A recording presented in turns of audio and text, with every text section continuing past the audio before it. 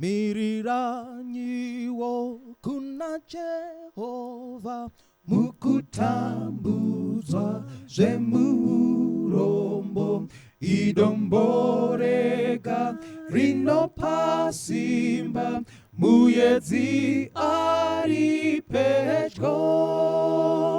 Miranyi padombo simbiranyi apo dombo ndi Kristu ega. Kutitakurira tichazomira nechita chichaponeswa.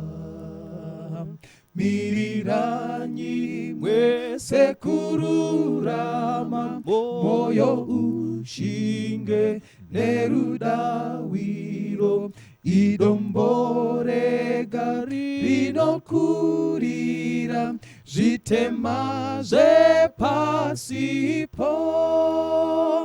Miranyi padombo simbiranyi apo dombo ndi Kristu ega kutitakurira tichazomira nechita chichaponeswa. Miriranyi mwese muidiro kana ranono karichakura idomborega rinotipawo kuzorora kudenga. Miranyi padombo simbiranyi apo dombo ndi Kristu ega. Kutitakurira tichazomira nechita chichaponeswa. Mambo wede atidaita kuchitwa chake chekudenga. Ozomira senyi mukutongwa mambo apinda apo mambo apinda kuzotitonga tichamira senyi apo mambo apinda. Mambo Jesu anechirema akangepa pazoiswa bizwa nembiri yake tichamuona mambo apinda apo mambo apinda kuzotitonga tichamira senyi apo mambo apinda. Zvakaipa zvichaoneswa apo tapinda pakutongwa zvemumoyo tinoziwana mambo apinda apo mambo apinda kuzotitonga tichamira senyi apo mambo apinda. Ochafara pakutiona kutitapfeka nguo chena ndizvo kunesu kunonaka mambo apinda apo mambo apinda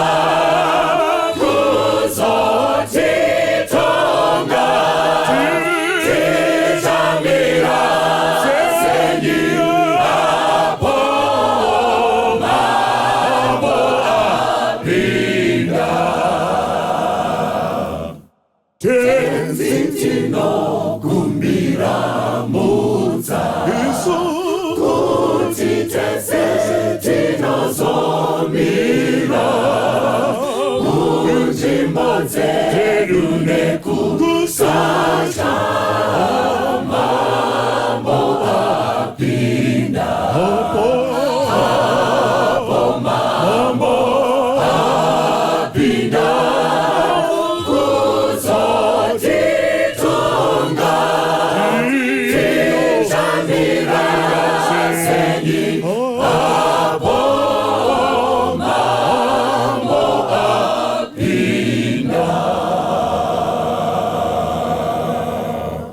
Good morning, the Church of the Living God. Tokwazai mangwanana ano vana vamwari. Tokuchingamidzai pachirongwa chino.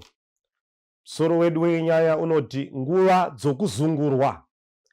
Nguva dzekuzungurwa, the times of sifting and shaking. Nguva dzokuchema, nguva dzamarwadzo, nguva dzemusengwa, nguva dzekubvarwa nemuvengi, nguva dzekurwirwa nedenga, nguva dzekukumbirwa namadhimoni. Mwari atibetsere. Nguva dzokuzungurwa, the sieving, the shifting and the shaking period, shaking time. Mwari atibetsere, ngatiwane nguva yekunamata. Baba vedu vari kumusoro kudenga, tokutendai mangwanani ano, chikomborerai kurapwa kweshoko renyu. Tibetsere kunzwisisa panguva dzokuzungurwa, kuti imi ruoko rwenyu runooneka in unseen hand, penetrate in the times of crisis. Chinjikwa wenyu uonekwe, tanamata na Jesu. Amen. Soro unotyisa kuti nguva dzokuzungurwa. In this time and nenguva dzauri kutorarama, it's the shaking period.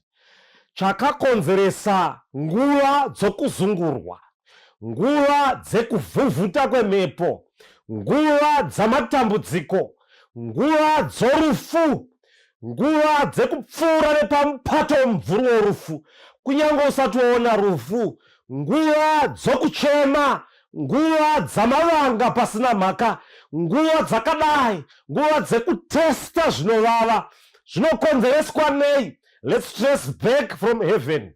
These are all issues in the context of the great controversy. Kune hondo huru yakatanga kudenga. Chii chakaitika? Zvinonzi basa guru raitwa na Lucifer.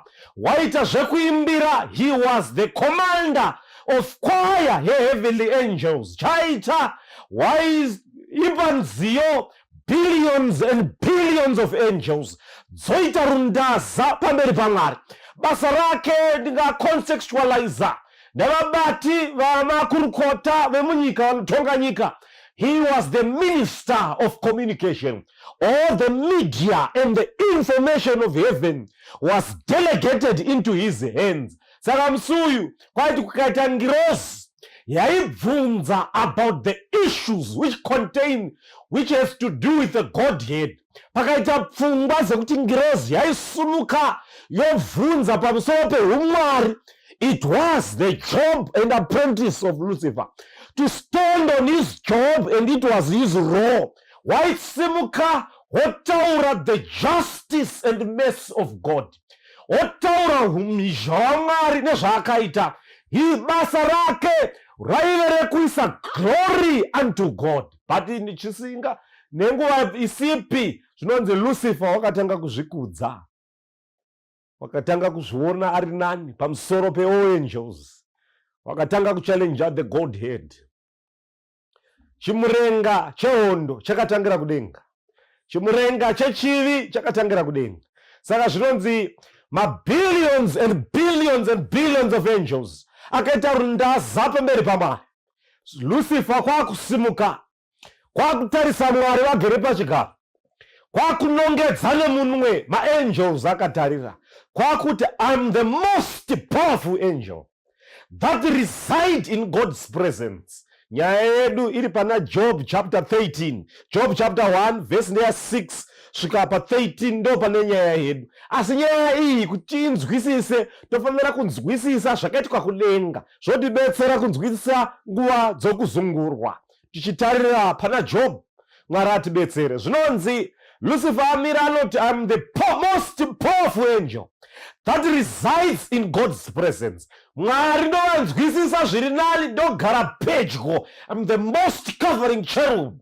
Saka yaiva ngirozi yaive covering cherub. Anoisa gakava ma-arguments. Unotora Mwari omisa in a religious legal battle. Kuisa Mwari mudare chisikwa versus musiki. Lucifer unomira oti, number 1, mtemo wenyu Mwari hauchengeteki. That's number 1. Number 2, kana mtemo wenyu usingagoni kuchengeteka unofanira kuputswa kana kuamendwa. Number 3, anoti justice and mercy cannot be harmonized together. That's number 3. Number 4, anoti he questioned the love of God. Number 5, he questioned the divinity of Christ. Unotsutsunwa kuti Kristu haasi Mwari. Ndomsunga musana wenhoroondo wegreat controversy. Chakakonzeresa hondo huru panyika. Magakava mashanu omuvengi Lucifer pamberi paMwari. Zvinonzi kudenga there was commotion in mindset. Dzimwe ngiro dzikati Mwari ari right, dzimwe dzikati Mwari ari wrong. But Mwari ngavatendwe. God is so patient. He is a God of love. Mwari havamanikidzi munhu, vanopa mukana, vanotandavadza nguva kuti munhu aone anzwisise. Saka pave nehondo kudenga zvinonzi Lucifer wanted to spread his argument kuma-starry heaven. Kune anonzi ma-Andromeda galaxy, Nebula galaxy, Orion galaxy. All these are galaxies. Billions and billions of beings vaiona the great controversy. Zvinonzi Mwari vakasimuka. Planet Earth this planet Earth yakasikwa in the midst of the great controversy. Zvinonzi Kristu unosimuka mumhepo wocreate woti let there be light. Woti imwe mvura ngaisimuke ichienda muchadenga, imwe ngaidzike. Svika Kristu wasika, all the angels bowed down. Kristu uchizviratidza kuti ndiye Mwari kwakusika. This planet Earth yakasikwa mukati mamiriro great controversy.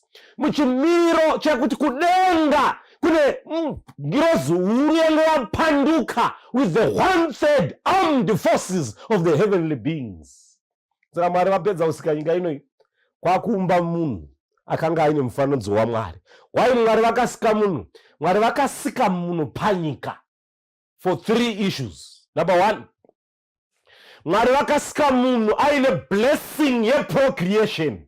Waiti kana azvara mwana Adamu naEve, paiva nababa, paive nemukadzi, koita mwana. Zvairevei? Panyika pakanga pave nehierarchy. Baba musoro wemba, mai mubatsiri wababa, kozoita mwana. It showed the hierarchy. Yaifanira kudemonstrate the arguments of Lucifer. Wairamba kuti Kristu mukuru kwaari, kuti kudenga kunotanga Godhead, kotera maangels, koita macherubs nemaseraphim nezvigaro zvazvo. It was the issue of order. Lucifer wakatadza kugutsikana nechigaro chake. Saka ude panyika Mwari vakacreata beings with order. With the Father, the Mother and the children. Number 2, tikaverenga Isaiah chapter 47 verse 10 inoti ndakakusikai muri zvapupu zvangu. Chakasikirwa munhu mugakava regreat controversy. Munhu akanga asipo pazvakatanga, but he was to be an arbitrator, a mediator to cast the ballot pakati paLucifer naSatan kuti uneidi ndiani. So zvese izvi, that's number 2. Number 3, Mwari kwakusika munhu. Genesis 1 verse 26, aine the image of God. Ma-angels haana image iri fixed, vanochinja maforms. But munhu akasikwa iri carbon copy inoshowa zvimwe zvima-attributes zvimwe zvinowanikwa kuna Mwari sokururama, kuve nerudo. Zvese izvi, the image iri mumunhu ndio iri muna Mwari kwakusikwa. Saka munhu akasikwa achinzi kana aine the image of God, waizofanira kurarama kuratidza government iri kudenga kuti Mwari vakamira sei. Saka Lucifer ona izvozvo adzingwa kudenga. Nguva isipi wakatendera Adamu naEve kupunzika muchitema. Then he laid his charges on the Godhead. But Mwari ngavatendwe. Saka toda kunzwisisa nguva dzokuzungurwa, nguva dzokuzungurwa. Masimba mairi anogona kurwa chimurenga chohondo pazita rako nepamusha wako. Rega tiende pabhuku raJob chapter 1 verse 6 to 13. Inoti kudii? Zvino rimwe zuva vanakomana vaMwari vakati vachindomira pamberi paJehovha, Satani akasvikawo pakati pavo. Jehovha akati kuna Satani, wabvepiko? Satani akapindura Jehovha akati, ndabva pakupota-pota nenyika napakufamba-famba pairi. Jehovha akati kuna Satani, wacherekedza muranda wangu Jobho, nokuti hakuna munhu wakafanana naye panyika, munhu wakakwana, wakarurama, unotya Mwari achinzvenga zvakaipa. Papo Satani akapindura Jehovha akati, Jobho, unotya Mwari pasina here? Hamuna kumupoteredza norumhanda, iye neimba yake nezvose zvaanazvo pamativi ose. Makaropafadza mabasa amaoko ake, uye pfuma yake yakawanda panyika. Asi tambanudzai henyu ruoko rwenyu zvino murove zvose zvaanazvo, ipapo achakushovorai pachena. Jehovha akati kuna Satani, tarira, zvose zvaanazvo zviri paruoko rwako, asi usatambanudzira ruoko rwako kwaari. Naizvozvo Satani akabva pamberi paJehovha. Pano paita nyaya. Vana vaMwari vakati vaungana, representatives emaplanets asina kuputsika, Lucifer pfacha achibva paplanet panyika unosvika woungana. Pakuda kupa report yapanyika, Lucifer unomira as the representative, nekuti dominion yange yadonha kubva kuna Adamu ichienda muoko omuvengi, wakanga waibvuta zvechisimba. Saka Mwari vanoti panyika pane munhu anogona kumirira zita rangu. Job waiva murume wakarurama, uchinzvenga zvakaipa nekuita zvakanaka. Saka Satani unoganza kuti aiwa, Job haakudei, haagoni kuchengeta mutemo wenyu. Mutemo wenyu wakaoma, unofanira kuputswa.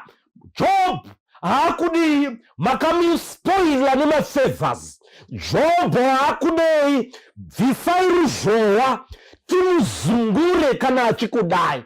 Regai ambofamba ari pamupato womumvuri worufu. Bvisai maprivileges of protection, the tokens of grace, ngazvimbobviswa kana muchiti Job anokudai. Nguva dzokuzungurwa, nguva dzamarwadzo, nguva dzokuchema, nguva dzerima, sokunge Mwari havapo ivo varipo, nguva dzinotenderwa, misengwa ichitireza. Job passed through the crucibles. Wakapinda nemuchoto chinopisa, zvinonzi Mwari wabvisa ruzhowa. God was on trial. The context of the great controversy, sunomsana yemacharges aSatani pakati paMwari naSatani, hondo iyi yakarwiwa pamusha paJob nezvose zvaanazvo. Hondo yechimurenga pakati paMwari naSatani inogona kurwiwa pazita ravo. Ndokusaka rimwe zuva Jesu aiti kuna Peter, Peter, ndakunamatira kuti Satani asakuzungura.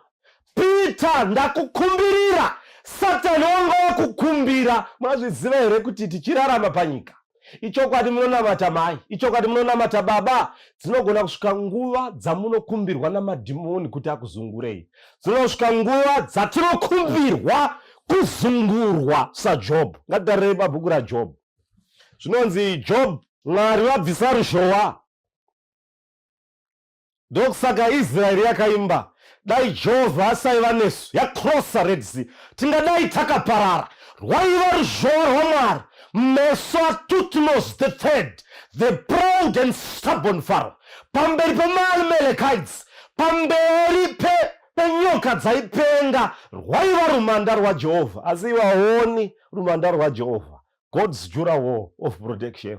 Mwari wabvisa ruzhowa, kwete kuti vaisada Job, but vaitendera kuti Job aite sarudzo. Sesu nhasi mukati mehondo yechitema nezvokwadi, munhu anofanira kusarudza panoda kumira. Ihondo iri kumira.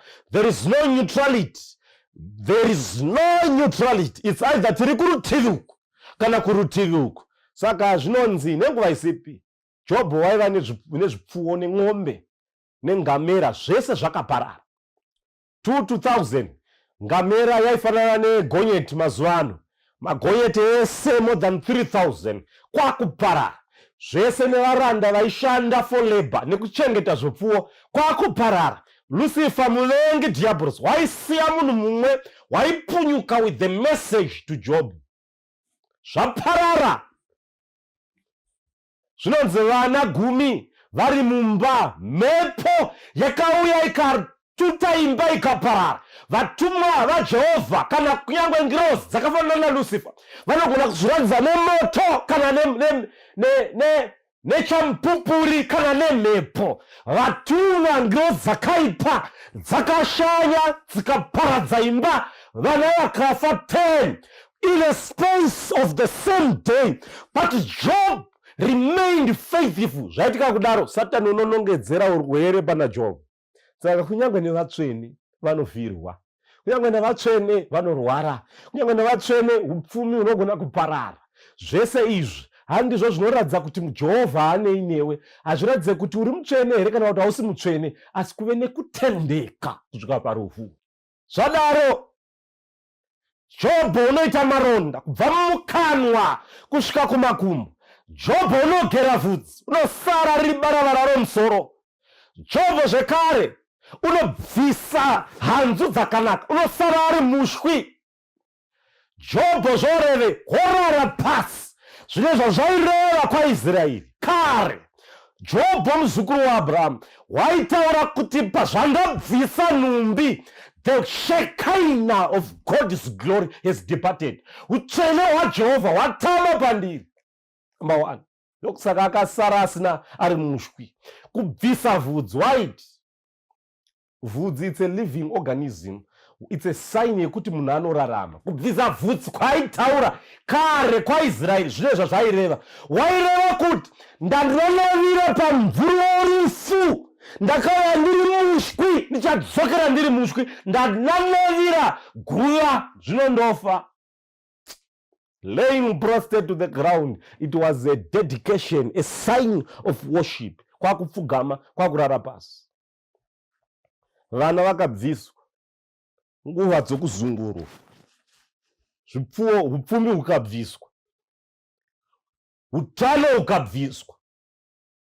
Akasara wava kutesta mukadzi unovava unodya gaka. Ipapo Jobho wakazungurwa. Dzaive nguva dzokuzungurwa kwaJobho, madhimoni amukumbira. Asi Jobho unoti ndakabva panyika ndisina chinhu, ndichadzokera ndisina chinhu.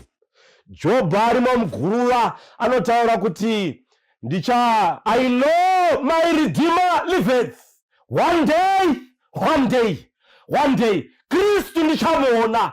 I will see my Redeemer. Ndichamuona chero ndikapinda muguva. Faith beyond the graves. Kutenda kwakadai nguva dzokuzungurwa.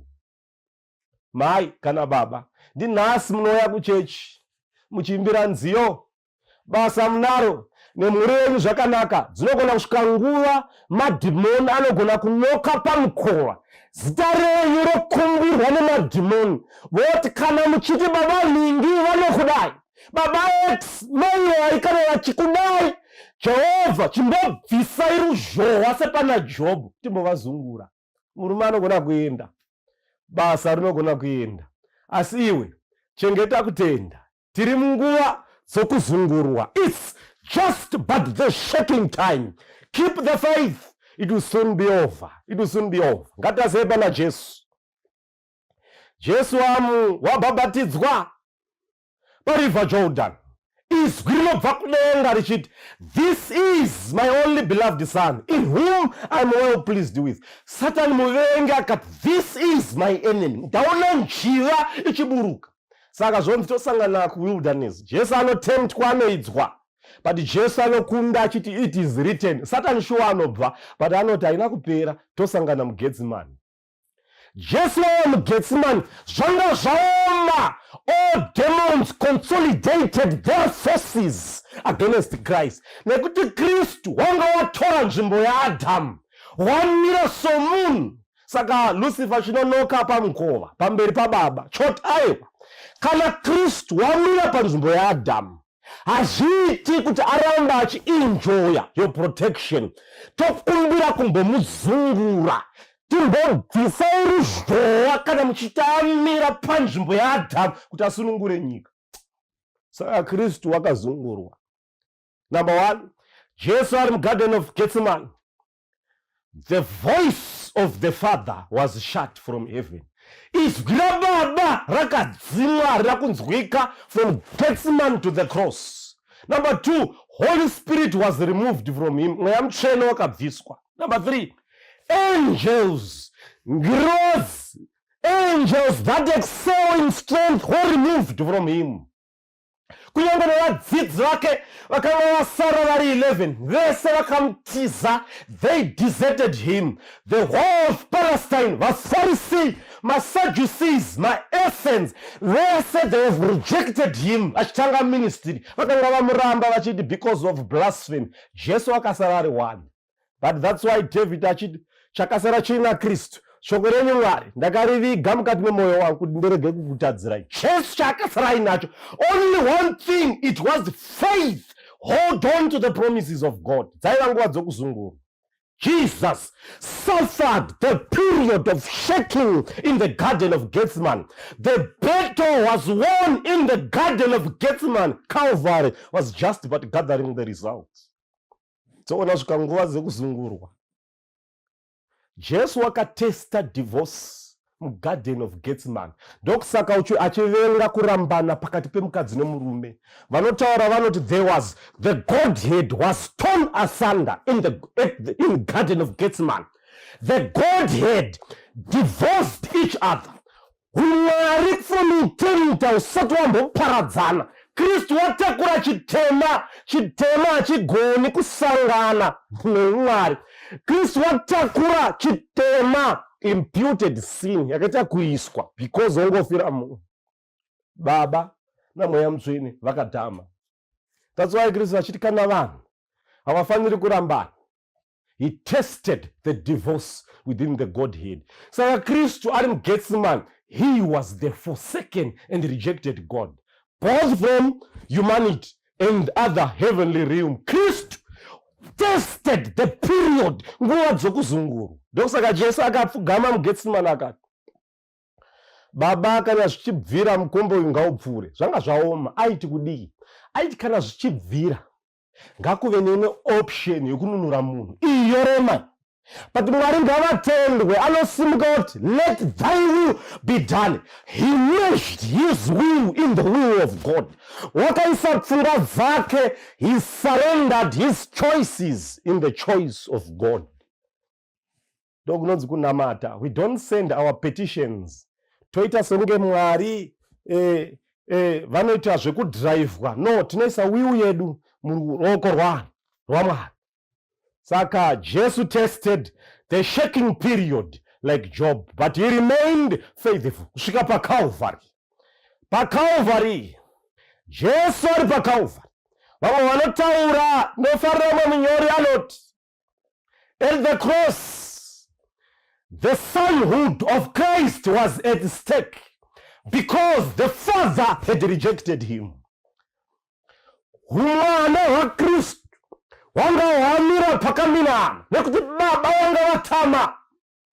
Number two, on another note, the fatherhood of God was at stake because he had also deserted the Son. Chitema chakaoma changa choparadzanisa uMwari because of sin. Chitema satamane chitema iwe nguva dzokuzungurwa. Chitema ndokusaka muchisafa ma-heartaches, ma-disappointments, ma-divorces. We are in the great controversy. Zvese zvaitika izvi Jesu anohengwa pamuchinjikwa. Oti John chapter 19 verse 30. Tete, let's start. It is finished. Jesu will answer the charges of Lucifer. Aiti Mwari, it is finished. It was a past perfect tense. Vanhu musati mavapo, nengirozi musati mavapo, tiri tega the Godhead, the government of God. his law mtemo wake, his character, he was 100% perfect, pasina pakatsveyama. Therefore it is finished. Yaireva kuti past perfect tense, umwari wakagara wakarurama. Tetelestai, it was a present perfect tense. Just white. Naso all the galaxies and all the universe, kusanganisira nevanhu vari panyika, umambo hwaMwari hwakarurama, huna kuchema. God doesn't make a mistake. Number 3, it was a future perfect tense. White. Kana for eternity unto eternity. Makore anouya nekusingaperi unto nekusingaperi. Omega after omega. Mberi kwekumberi kwekupedzesera. Umambo hwaMwari remains perfect and just. Ndoda kutaura nhasi pana nemasodzi. Uri kufamba nzira yeGethsemane to Calvary. Takura muchinjikwa wako urambe wakabatira kuna Kristu. Inosvika nguva yetetelestai, it is finished. Inguva dzekuzungurwa, inguva dzekuedzwa, inguva dzamarwadzo. Hold on, keep the faith. Uri nguva dzekushanyirwa, ichokwadi madhimoni anogona kumbokumbira. But mapisarema 34 verse ndiya 7, mutumwa waJehovha unokomberedza vanomutya nekuvarwira. Mwari atitire zvakanaka. Nguva inouya Jesu asati auya, vatsvene vaMwari vachafamba nzira yekuzungurwa. The time of shaking, basic necessities will be removed, but keep the faith. Chengeta kutenda, like Paul, I have kept the faith, waiting for the second coming. Mwari vatitire zvakanaka. Kune vari pakuchema, kune vakadongorera guva rerufu, kune vane misodzi pamatama, kune vane mavanga pasina maka, but keep the faith. Jesu unogona kutinyaradza, unogona kurayira. Peace, be still. Ngatinamatei. Baba vedu vari kumusoro kudenga, tokutendai panguva yakadai. Komborerai vese vanzwa semoni, muvanyaradze. Tiri munguva dzekuzungurwa, nguva dzamarwadzo, asi tiite zvakanaka. Ndimi murapi mukuru, munogona kurapa kunze kwemukati nekunze. Ratanga marapa chitema, mokorapa zvapanyama, muitire zvakanaka. Broken marriages, heal them. Vanoshayiwa mabasa, vaitirewo zvakanaka. Kune vanofesa ma-injustices, help them. Bandage the rift of relatives. Mutiitire zvakanaka, tanamata naJesu. Amen.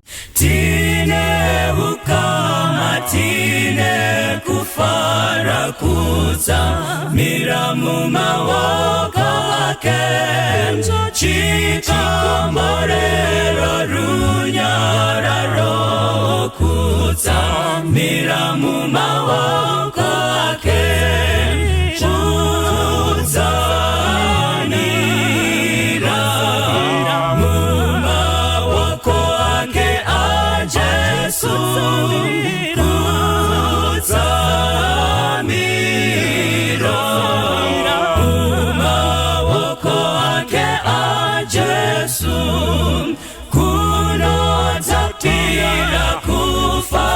mzira kutsamira mumaoko ake, nzira yapenya zuva nezuva kutsamira mumaoko ake,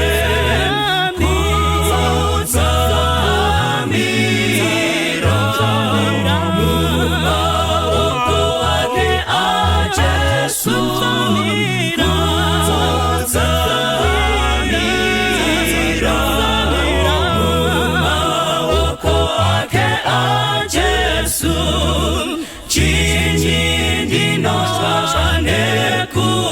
Nzira kutsamira mumaoko ake, gerunyararo ntenzi wapetwa kutsamira mumaoko ake, kutsamira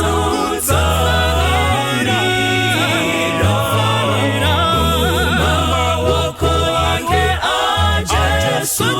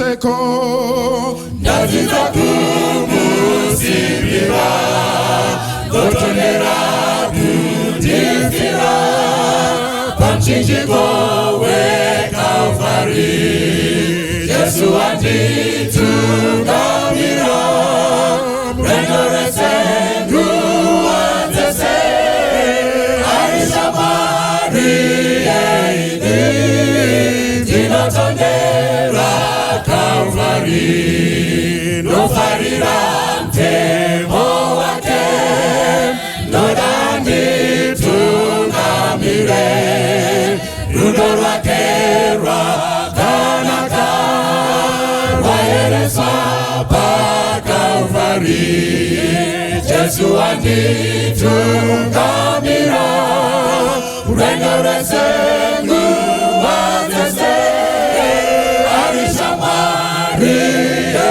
ini Tinotondera Kalvari Tinofamba ndisingachi Nofarana Kristu Petro Nosimbira ndichaona Shamarie pa Kalvari Jesu anditungamira Urenyorese Nguva dzese Arisha Maria ini